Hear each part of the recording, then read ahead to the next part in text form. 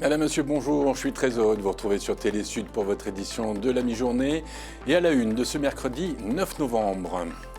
Emmanuel Macron qui va annoncer ce mercredi la fin officielle de l'opération Barkhane contre les djihadistes lancée en 2014 au Sahel, après le départ des derniers soldats français en août dernier. En Égypte, la COP27 se poursuit. Après les annonces et les promesses, l'Afrique, qui est en première ligne face à l'urgence climatique, appelle les responsables des pays riches à assumer leurs responsabilités. Et nous reviendrons en fin d'édition sur le sort des 200 migrants bloqués sur l'Ocean Viking, avec la France qui exhorte l'Italie de jouer son rôle et de respecter ses engagements européens.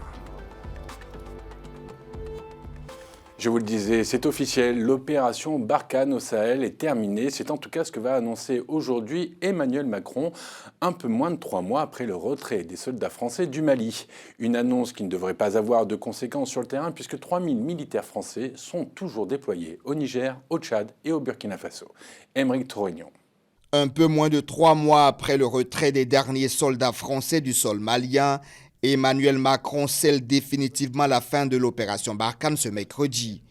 Le chef de l'État français profite de sa visite à la base navale de Toulon pour tourner officiellement cette page de plus de 9 ans de coopération militaire au Sahel dans le cadre de la lutte anti-djihadiste.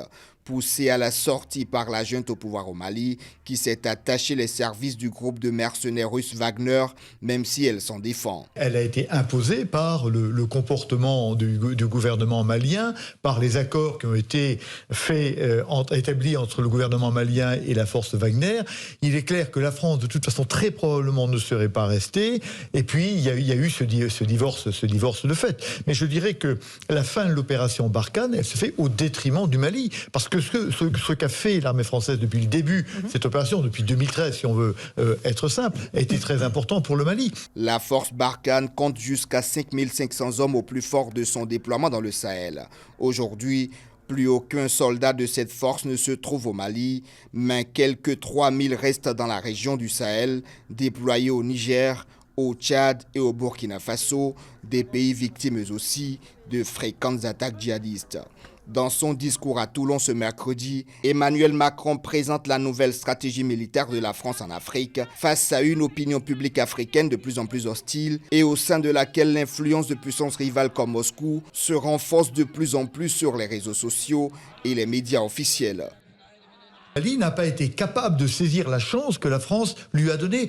Vous savez, on aurait été au temps de la France-Afrique ou de la Franc-Afrique. Alors, on aurait dit la loi et les choses ne se seraient pas passées correctement. Mais c'est dans le respect même que le gouvernement français a eu des responsables politiques maliens que s'est trouvée cette dérive malienne. L'annonce de la fin de l'opération Barkhane ne signifie pas la fin du soutien de l'armée française aux États africains qui font face aux menaces djihadistes. Paris veut désormais réduire l'exposition et la visibilité de ses forces militaires en Afrique pour mieux se concentrer sur la coopération et l'appui principalement en termes d'équipement, de formation, de renseignement et de partenariat opérationnel aux pays qui le souhaitent. Alors avec le départ de la France, la présence des djihadistes s'est renforcée dans la région. C'est dans ce contexte que le général Gamou, le chef du groupe d'autodéfense Touareg de la tribu des Mgab, a appelé tous les jeunes Touaregs du Mali à le rejoindre pour défendre la ville de Gao des terroristes du groupe islamiste dans le Grand Sahara.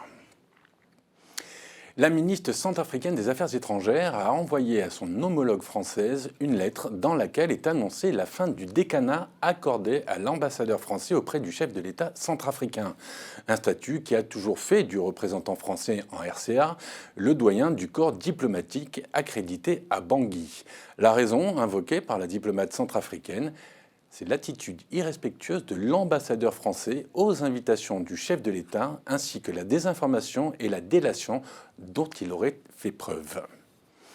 Et on reste à Bangui où, en raison de la crise du carburant, plusieurs stations ne sont plus approvisionnées depuis 7 mois. Une situation intenable pour les chauffeurs de taxi-moto qui n'ont d'autre solution que d'abandonner leur métier ou payer des prix de plus en plus élevés pour se procurer du carburant, un contexte propice pour les vendeurs à la sauvette qui prolifèrent. Valentine Exantus.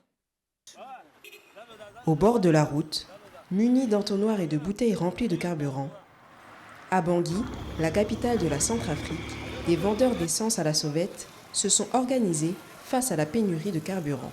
Alors que plusieurs stations-service ne sont plus approvisionnées depuis des semaines, des vendeurs sont eux-mêmes partis à la recherche de l'or noir pour créer un marché parallèle. Ces derniers moments, il y a des difficultés. Dans les stations Tradex, Total, partout on a des difficultés. En Avoie, c'est un chemin de combattant. Nous ici, on a étudié les possibilités d'aider et de nous aider. On traverse Zongo pour se procurer du carburant. Comme beaucoup de pays, la Centrafrique fait face à des problèmes d'approvisionnement en hydrocarbures. Pour pallier ce manque, les revendeurs se fournissent pour la plupart au marché noir. Conséquence, les clients achètent bien souvent du carburant frelaté qui se vend pourtant 30 à 40% plus cher qu'en station. Et ce sont les conducteurs de taxi-moto qui sont les premiers à en faire les frais. Certains conducteurs ont garé leur moto à cause de cette pénurie, parce qu'ils ne veulent pas avoir de problème avec leur patron. Si on n'achète pas dans les stations au bord de la route, c'est plus cher et on perd nos recettes. Donc certains remettent la moto au patron en ce moment pour éviter cela. Le gouvernement centrafricain souhaite au plus vite rétablir la situation du pays. N'ayant pas accès à un approvisionnement direct, Bangui a pris contact avec d'autres fournisseurs pour mettre fin à cette pénurie. En Égypte, Denis Sassou Nguesso, Ali Bongo, Macky Sall, William Ruto, ils sont plusieurs chefs d'État africains à interpeller les dirigeants des pays riches sur leurs responsabilités en matière de dérèglement climatique, tout en leur demandant de rendre effective la contribution financière promise aux pays pauvres pour mener de meilleures politiques environnementales. Aymeric Torregno. L'Afrique, le continent le plus touché par les effets du changement climatique, espère des décisions fortes de cette conférence des Nations Unies sur le climat.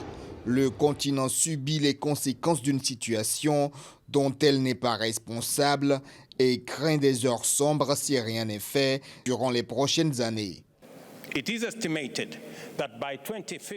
On estime que d'ici 2050, les impacts climatiques pourraient coûter aux nations africaines 50 milliards de dollars par an. La région de la Corne de l'Afrique, dont le Kenya, vit sa pire sécheresse depuis 40 ans. 2 années consécutives sans pluie ont plongé des milliers de personnes dans la misère. Lundi, à la tribune de la COP27, le président Kenya William Ruto a appelé à la reconnaissance des besoins spéciaux du continent dans la lutte contre le réchauffement de la planète. Les phénomènes climatiques extrêmes provoqués par ce réchauffement ont causé une perte de plus de 70 milliards de dollars aux pays de la Corne de l'Afrique ces 50 dernières années. À titre d'exemple, selon le chef de l'État kenyan. Les pertes et dommages ne sont pas le sujet abstrait d'un dialogue sans fin. C'est notre expérience quotidienne et le cauchemar vivant subi par des millions d'Africains. Le continent se retrouve en première ligne d'une urgence climatique dont elle n'est responsable qu'à hauteur de 3%.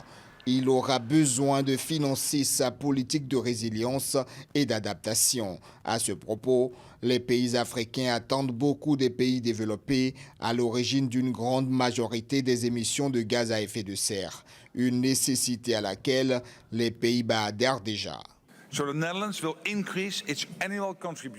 Les Pays-Bas augmenteront leur contribution annuelle à l'engagement des 100 milliards de dollars de 1,8 milliard d'euros ici 2025.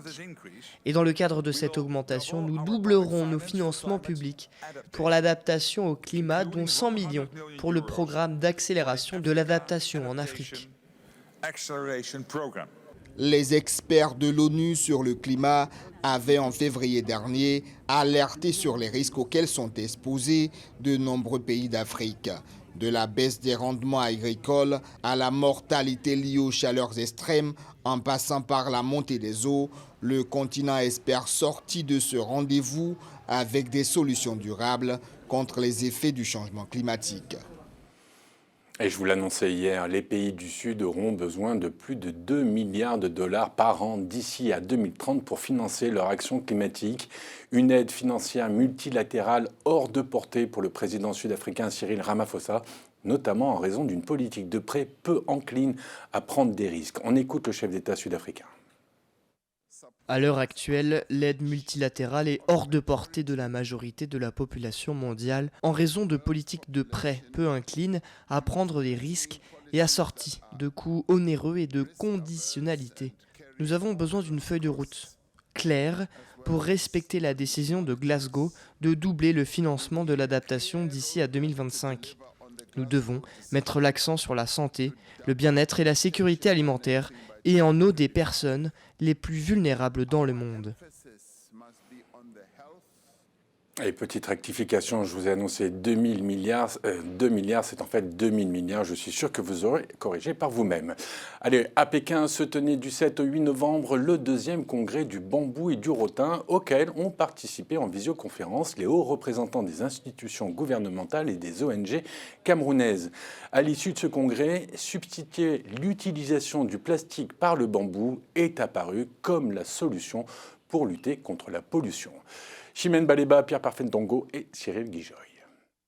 Substituer le plastique par une matière plus respectueuse de l'environnement, à l'instar du bambou, c'est l'une des stratégies soutenues par les 48 États membres de l'Organisation internationale du bambou et du rotin pour lutter contre la pollution. À l'occasion du 25e anniversaire de l'organisation, couplé au 2e congrès mondial du bambou et du rotin à Beijing en Chine, décideurs et hauts représentants des organismes africains et internationaux planchent sur des voies et moyens pour développer cette industrie. À Yaoundé, l'un des 5 sièges régionaux d'Imbar, les intervenants ont participé par visioconférence. Nous savons les problèmes que crée le plastique dans notre environnement en termes de destruction des écosystèmes, en termes de boucher les canalisations d'eau. Aujourd'hui, nous avons développé des technologies avec le bambou qui nous permettent de produire des emballages biodégradables à base de bambou à des coûts réduits. C'est une opportunité parce que la technologie a été développée. Cette nouvelle technologie va non seulement créer de l'emploi, mais entre aussi dans la discussion globale des efforts de réduire le changement climatique. Le bambou et le rotin constituent d'énormes niches d'opportunités. Aujourd'hui, les entrepreneurs peuvent, entre autres, fabriquer des meubles, accessoires et autres produits à partir de ces 2 matières premières.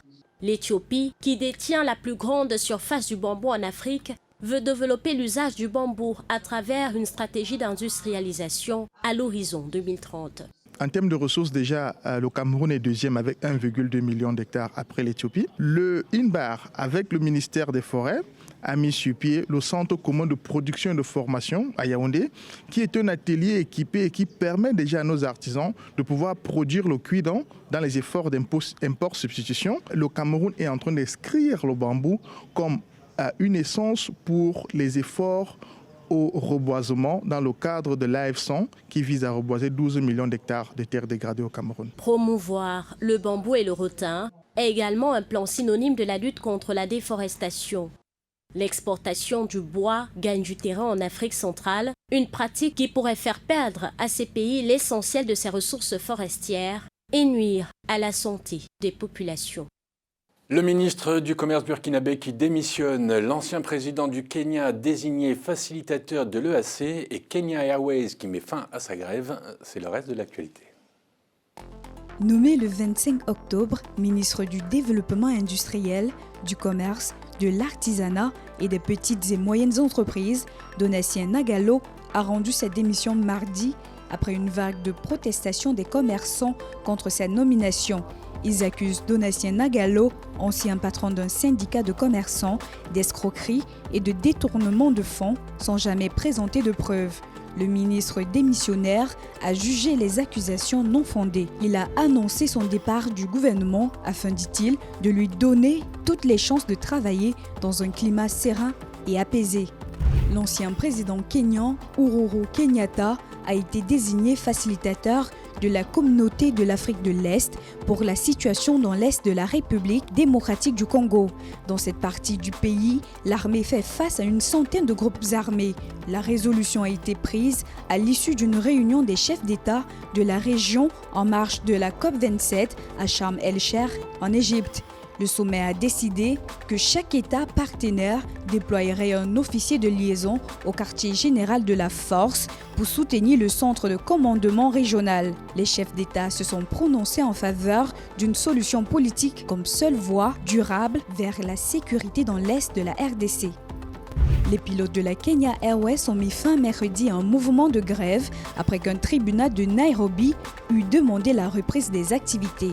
Depuis le 5 novembre dernier, les pilotes de Kenya Airways avaient lancé un mouvement de grève pour demander le paiement de salaires impayés durant la pandémie de Covid-19. Ce débrayage a provoqué l'annulation de centaines de vols et affecté des dizaines de milliers de passagers. Malgré l'annonce de la fin de la mobilisation, seuls 19 vols étaient programmés ce mercredi contre 26 vols mardi. Aux États-Unis, on ne connaît pas encore les résultats définitifs des élections de mi-mandat, mais il semblerait que les républicains n'aient pas surfé sur la vague rouge qu'ils avaient annoncée avec confiance. De toute évidence, de nombreux électeurs se sont rendus aux urnes en pensant à d'autres enjeux que l'économie et l'inflation. On fait le point avec Mathieu Nicolas. Pour cet électeur, c'était -1. Il est arrivé pile à temps pour déposer son bulletin.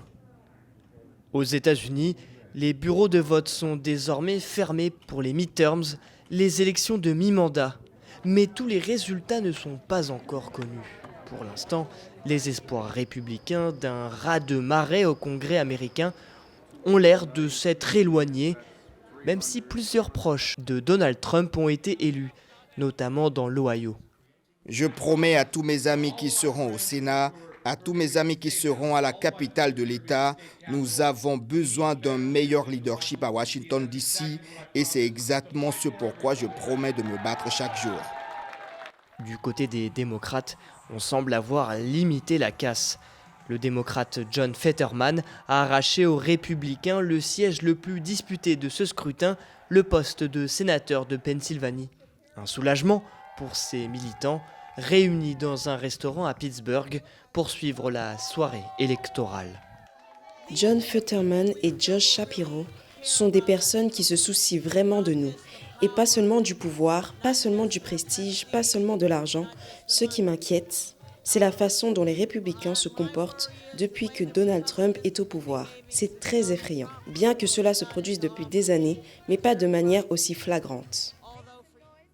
Une première victoire du camp de Joe Biden qui offre aux démocrates l'espoir de conserver le contrôle du Sénat, chambre où les républicains avaient jusqu'ici un léger avantage dans les sondages. Mais les rouges s'agrippent encore à leur pari de conquérir la majorité à la Chambre des représentants ainsi qu'au Sénat. Si le président Joe Biden perd les deux, ses espoirs d'une victoire au présidentiel de 2024 seraient largement compromis. Le bras de fer autour de l'Ocean Viking, ce navire de migrants interdit de débarquer en Italie, continue. Et cette fois-ci, c'est entre la France et l'Italie, justement, que tout se joue pour les 200 personnes bloquées à bord. La France demande à l'Italie de jouer son rôle et de respecter ses engagements européens. Valentine Exantus.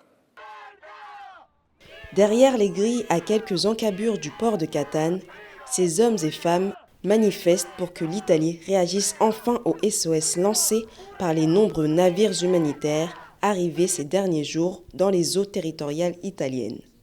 Le refus des autorités italiennes de laisser accoster et débarquer les migrants a créé des tensions aussi bien à l'intérieur du pays qu'à l'extérieur. En France, le gouvernement n'a pas caché son agacement au sujet de l'attitude de l'Italie vis-à-vis des passagers du navire humanitaire Ocean Viking. Ce bateau, il a vocation à être accueilli en Italie.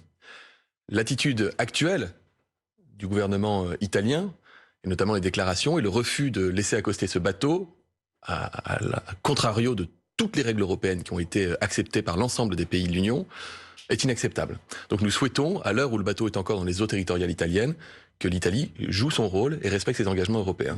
Repêché en Méditerranée il y a 19 jours, 234 migrants seraient coincés sur le bateau humanitaire Ocean Viking. Le navire qui n'a pas reçu le feu vert pour accoster en Italie serait au large du port sicilien de Syracuse. Nous sommes actuellement dans une position de bras de fer dans les eaux internationales de la Sicile avec 234 femmes, hommes et enfants à bord. Parmi eux, le plus jeune survivant a 3 ans et nous avons plus de 40 mineurs non accompagnés qui voyagent seuls. Face au silence de l'Italie, SOS Méditerranée, qui exploite le navire Ocean Viking, a indiqué avoir demandé à la France d'assigner un port sûr au navire. Si un accord était trouvé, Le navire devrait arriver dans les eaux internationales près de la Corse le 10 novembre. Mais à bord, le temps presse, l'anxiété et la dépression gagnent les 234 migrants à bord. Un mot de la Coupe du Monde avec cette terrible nouvelle pour les Lions sénégalais qui est arrivé ce matin, le forfait de son leader d'attaque, Sadio Mané, après sa blessure avec le Bayern Munich lors du match qui les opposait au Werder Brême. Il souffrirait du tendon et serait absent pendant plusieurs semaines, un forfait qui tombe 48 heures avant l'annonce de la liste d'Aliou Cissé. Allez, on termine cette édition avec le Fortune Pink, un diamant rose géant très rare qui a été vendu aux enchères à Genève pour plus de 28,3 millions d'euros.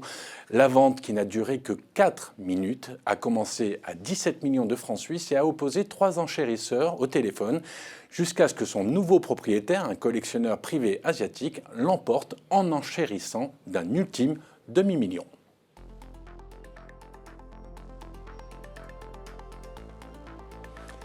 C'est la fin de cette édition, on se retrouve très vite pour une nouvelle édition de la mi-journée. Bonne journée à tous, à très bientôt, au revoir.